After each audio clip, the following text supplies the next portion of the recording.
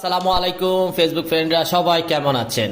তো আজকে সকালে আমি আসছি আপনাদেরকে। গতকালকে দেখিয়েছিলাম গরুর পায়া ছিল, নল্লি নিহারি, আর আজকে আমি খাচ্ছি সেই নল্লি পায়া দিয়েই বানানো হালিম।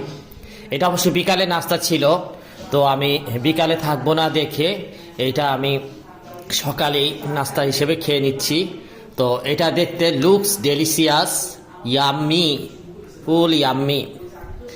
এটা আমি একদম ঝাল ঝাল করা গরুর নলি দিয়ে একদম বানানো। হ্যাঁ, গরুর পায়া আছে, এই যে এখানে আছে ক্যালসিয়ামগুলো আছে, খুব সুন্দর ক্যালসিয়ামগুলো।